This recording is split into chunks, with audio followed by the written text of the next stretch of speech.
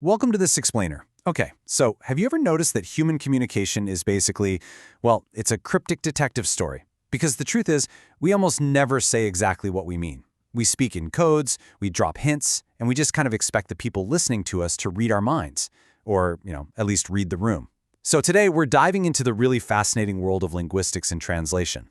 We're going to uncover how we actually communicate just beneath the literal surface of our words.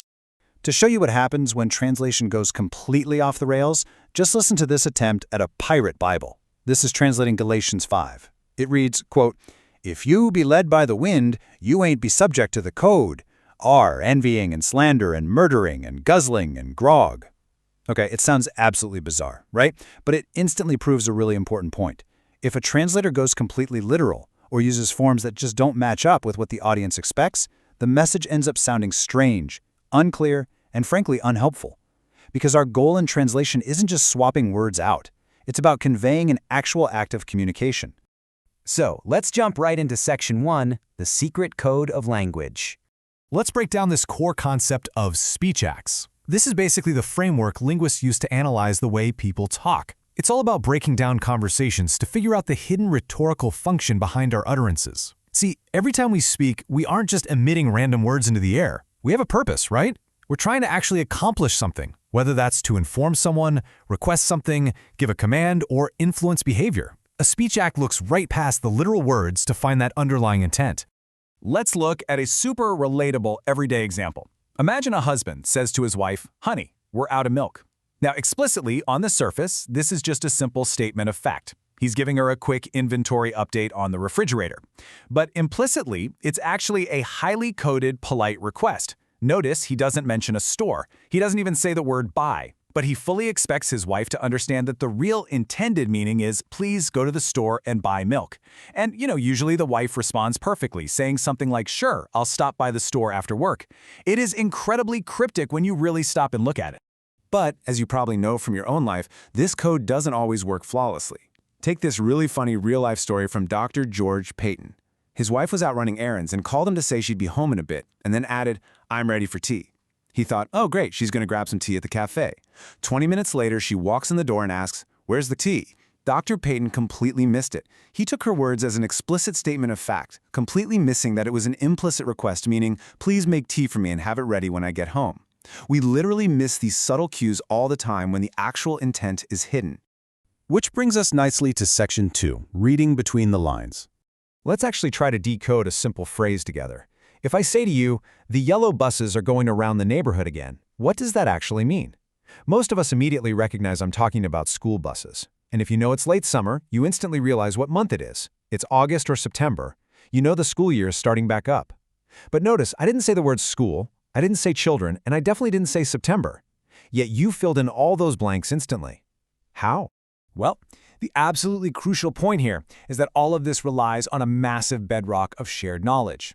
For a speech act to actually work, the speaker just assumes the listener shares their language, their cultural background, their historical context, and an understanding of the immediate situational context. The speaker leaves a ton of information out entirely, right? They just place the burden on the listener to guess their true intent based on this huge foundation of shared common ground. Now let's take these exact same principles and apply them to something way older in Section 3, decoding ancient biblical conversations. Let's look at this fascinating interaction at the wedding at Cana and see how this builds. Jesus' mother, Mary, comes over to him and says, "They have no wine."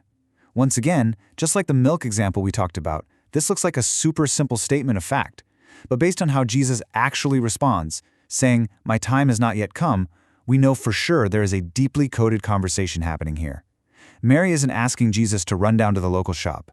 Because of their shared, unstated knowledge, her simple statement of fact is actually an implicit, highly specific request: perform a miracle. And eventually, he does exactly that. Here is another cryptic exchange, this time between Pilate and Jesus.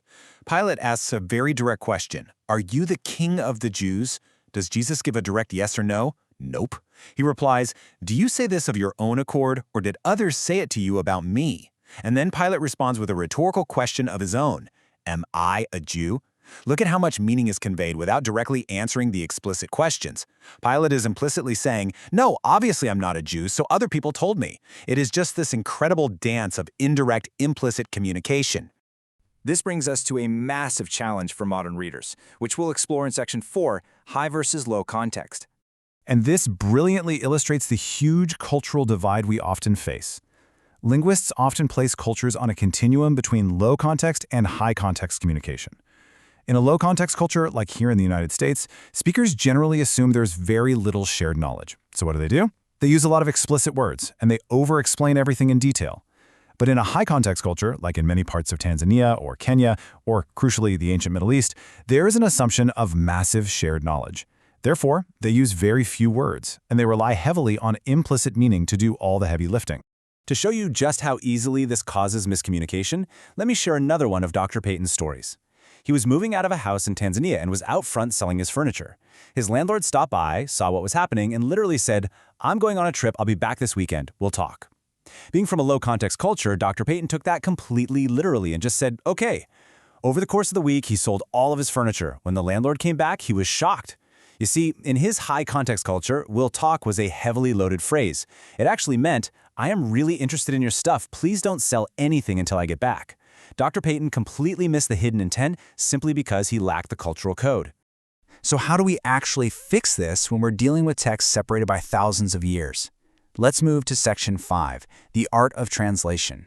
Dr. Payton illustrates this perfectly, showing us that translation is never ever just about swapping a Greek word for an English word. A translator's real job is transferring the meaning together with the source text's rhetorical function. The authorial intent has to stay exactly the same, but the translator must use natural forms in the target language to achieve that exact same intended effect.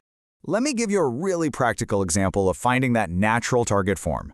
If you want someone to pass the salt in Kenya, you use the phrase nipe chumvi, which translates directly to a command, "give me the salt." And that is perfectly polite there. But if a Kenyan travels just next door to Tanzania and says, "give me the salt," it is considered incredibly rude.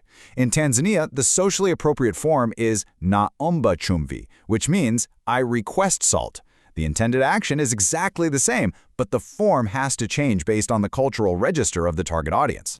We actually see translators making these exact adjustments in the Bible. Look at Mark 14:41, when Jesus is in the Garden of Gethsemane and finds his disciples asleep for the third time. Many English Bibles translate his words as a rhetorical question, "Are you still sleeping?" But in the original Greek, it's actually a command form, a rhetorical statement that literally translates to, "Go ahead and sleep." Why do English translators change it to a question?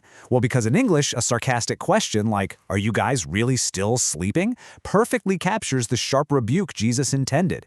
If they had kept it as a literal command, modern readers might mistakenly think Jesus was genuinely telling them to take a nap.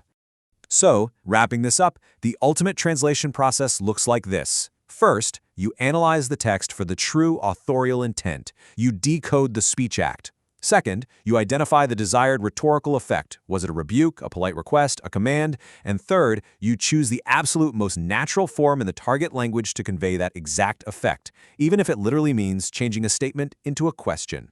It's this complex, beautiful puzzle that happens every single time we open our mouths or read a text. So I'll leave you with this final thought. Next time you speak to a friend, a spouse, or a colleague, take a step back and ask yourself, what are you actually saying? What hidden codes are you using? Thank you so much for joining me for this explainer, and I hope you walk away looking at every conversation just a little bit differently.